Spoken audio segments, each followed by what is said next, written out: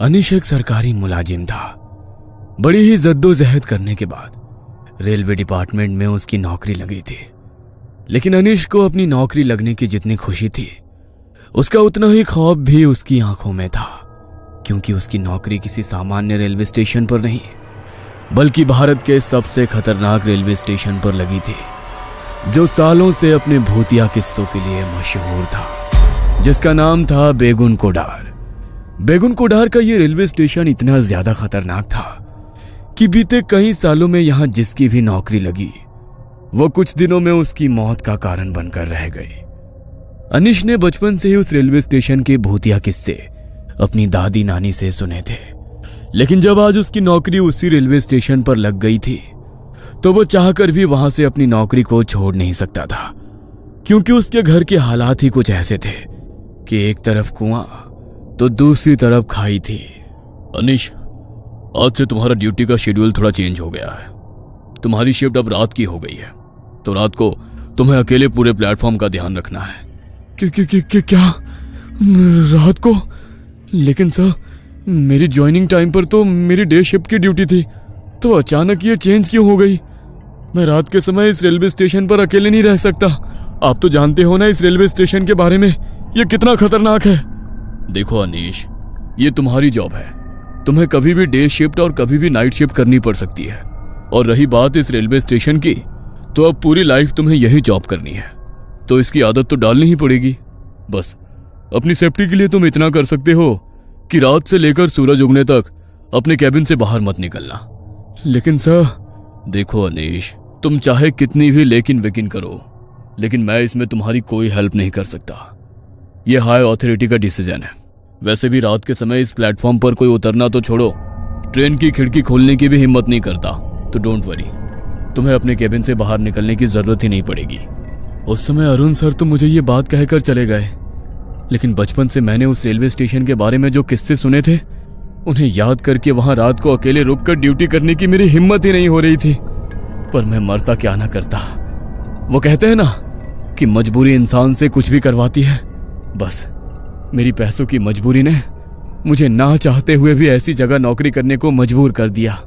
शाम के 7 बज चुके थे। रात के 10 बजे से मेरी शिफ्ट शुरू होने वाली थी, तो मैं तैयार होकर अपने क्वार्टर से घड़ी में ठीक 9:30 बजते ही निकल गया। वहां से रेलवे स्टेशन ज्यादा दूर नहीं था, तो मैं 10 बजने से थोड़ी देर पहले ही स्टेशन पर पहुंच गया। जब मैं कैबिन में पहुंचा तो डे शिफ्ट वाले जुगराल सर वहां से निकलने की तैयारी कर रहे थे। उन्होंने अपना बैग उठाया और मेरा कंधा थपथपाकर वहां से चले गए। उनके जाते ही अभी तक जो मेरा मन थोड़ा शांत था, वो अब बेचैन सा होने लगा। मेरे मन में एक अजीब सी बेचैनी हो रही थी, लेकिन मैंने खुद का ध्यान भटकाने के लिए अपने फोन में गाने चलाकर फोन को सामने वाली टेबल पर रख दिया। अपनी आंखें बंद करके कुर्सी पर सर रखकर लेट गया। तभी मुझे ऐसा लगा कि कोई है जो एक बड़ी ही अजीब सी आवाज में मेरा नाम पुकार रहा है, अनीश, अनीश। जैसे ही मेरे कानों में वो आवाज पड़ी, तो अचानक मैंने अपनी आंखें खोली। नजर घुमाकर पूरे केबिन में इधर उधर देखा तो कोई भी नहीं था, ना ही पूरे केबिन में किसी तरह की कोई हलचल हो रही थी। ये देखकर मैं थोड़ा रिलैक्स हो गया। फोन में कोई बोरिंग सा गाना चल पड़ा, जो मैंने अपनी जिंदगी में आज से पहले कभी सुना नहीं। उस गाने की भाषा और आवाज भी कुछ अजीब थी। अचानक वो आवाज अपने आप बहुत तेज होने लगी। उसे सुनकर ऐसा लगा कि मानो मेरे कान के पर्दे फट जाएंगे। मैंने गाना बंद करने के लिए जैसे ही हाथ में अपना फोन उठाया, तो मेरे फोन की पूरी स्क्रीन बिल्कुल ब्लैक हो गई। मैंने पावर बटन से फोन को स्विच ऑफ करने की कोशिश की, लेकिन मेरा फोन अचानक ऐसा हो गया कि मैं उसे ऑफ ही नहीं कर पाया। उस आवाज से परेशान होकर मैंने अपने कानों को अपने दोनों हाथों से भींच लिया। तभी अचानक सब कुछ एकदम शांत हो गया। मैंने जैसे ही अपनी आंखें खोली, तो मुझे ऐसा लगा कि मेरे केबिन के दरवाजे को मानो जैसे कोई बहुत जोर से खटखटा रहा हो। लेकिन इतनी रात को पूरे प्लेटफॉर्म पर मेरे अलावा तो कोई और था ही नहीं। तो फिर आखिर मेरे केबिन का दरवाजा कौन खटखटा रहा है? ये सोचकर मेरे पसीने छूट गए, लेकिन फिर भी मैंने हिम्मत करते हुए पूछा, कौन है? कौन है बाहर? मेरी मदद करो साहब, दरवाजा खोलो, वरना वो लोग मुझे मार डालेंगे। बचा लो मुझे। अरे, ये तो किसी लड़की की आवाज है। लेकिन इतनी रात को कोई लड़की यहाँ पर क्या कर रही है? नहीं, ये सब छलावा है, मैं दरवाजा नहीं खोलूंगा। यह सोचकर मैंने दरवाजा नहीं खोला और चुपचाप अपनी कुर्सी पर ही बैठा रहा। तभी वो लड़की मेरे केबिन का दरवाजा और जोर जोर से खटखटाते हुए मदद की गुहार लगाने लगी। प्लीज मुझे बचा लो, वो मार डालेंगे मुझे, खोल दो दरवाजा। उसकी इतनी तेज रोने की आवाज सुनकर मुझे ऐसा लगा कि सचमुच कोई लड़की मुसीबत में है।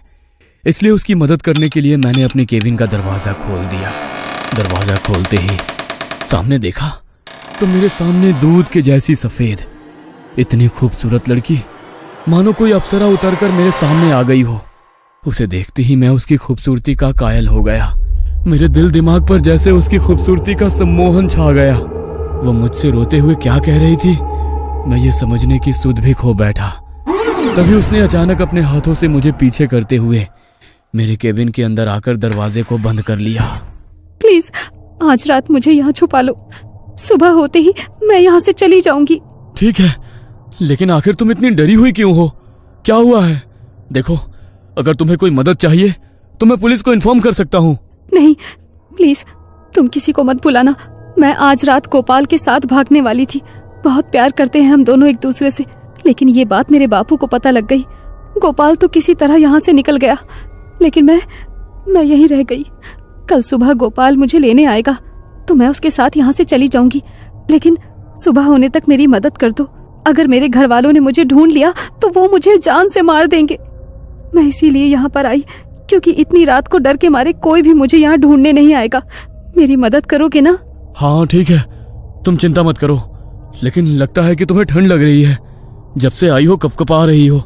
तुम यहाँ बैठ जाओ, तब तक मैं तुम्हारे लिए चाय लेकर आता हूँ, तुम्हें अच्छा लगेगा। जी।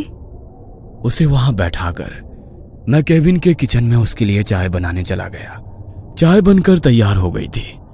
मैं बस चाय लेकर उसके पास जा ही रहा था कि तभी मुझे उसकी चीखने की बहुत तेज आवाज सुनाई दी। उसकी चीख सुनकर मेरे हाथ में पकड़ा चाय का कप मेरे हाथ से छूटकर नीचे गिर गया।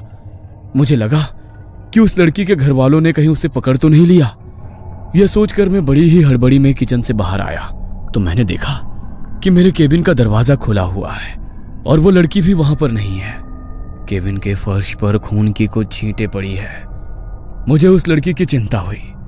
मैं जल्दी से अपने केबिन से बाहर निकला तो केबिन की दाहिनी ओर से मुझे फिर से उसकी चीख सुनाई दी। मैं भागकर उसकी ओर गया तो देखा वो लड़की जमीन पर बैठी हुई है। उसकी पीठ मेरी तरफ थी।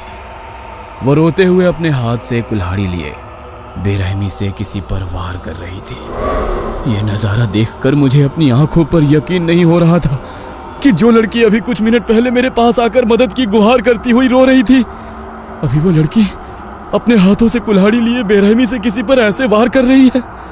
यह देखकर मुझसे रहा नहीं गया। मैंने उसे आवाज लगाई, ये क्या कर रही हो तुम? किसी को मार डाला क्या तुमने? मेरे इतना कहते ही उसने कुल्हाड़ी से वार करना बंद कर दिया और उसने अपनी गर्दन मोड़कर जैसे ही मुझे देखा तो डर के मारे मानो मेरी आत्मा मेरे शरीर से निकल गई हो। उसका पूरा चेहरा खून से लथपथ था। आंखों की जगह बस काली पुतलियां थी। चेहरा बुरी तरह से कटा फटा हुआ था।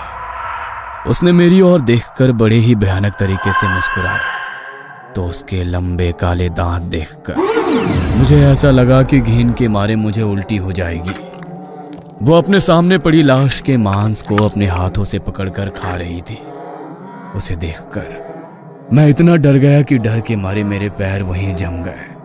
तभी उसने फिर से मेरी ओर बड़ी ही भयानक हंसी के साथ हंसते हुए देखा और अचानक वहां से भाग गई। मुझे लगा कि अब वो वहां से चली गई है, इसलिए मैं थोड़ी आगे जाकर उस लाश को देखने गया ताकि पुलिस को इसकी खबर दे पाऊं। लेकिन जब मैं उस लाश के पास पहुंचा तो उसे देख मानो मेरा कलेजा मेरे हाथ में आ गया। वो नजारा देखकर मैं इतना डर गया कि डर के मारे मैं वहीं पर बेहोश होकर गिर पड़ा। सुबह जब मेरी आंख खुली तो मैं अपने केबिन के चेयर पर था। प्लेटफॉर्म से बहुत शोर सुनाई दे रहा था। मैंने बाहर निकलकर देखा तो प्लेटफॉर्म पर काफी सारे लोगों का जमावड़ा लगा हुआ था। प्लेटफॉर्म पर किसी की लाश पड़ी थी, इसलिए मैं भी लोगों के बीच से जाकर उसे देखने गया तो डर के मारे मेरी आत्मा सिहर उठी, क्योंकि लोगों के बीच पड़ी वो लाश किसी और की नहीं बल्कि मेरी ही लाश थी। इस रेलवे स्टेशन पर पोस्टिंग वाले हर ऑफिसर की तरह ही आज मेरी भी मौत हो चुकी थी। अगर आपको कभी इस रेलवे स्टेशन पर एक रात बिताने का मौका मिले तो क्या आप यहां आना चाहेंगे? शायद मेरी ही तरह वो लड़की आपके पास भी मदद की गुहार लेकर आ जाए। ये कहानी आपको अच्छी लगी हो तो हमें सब्सक्राइब करें, हमारा इंस्टाग्राम और फेसबुक पेज जरूर फॉलो करें। और हाँ दोस्तों, सब्सक्राइब करना भूलना मत।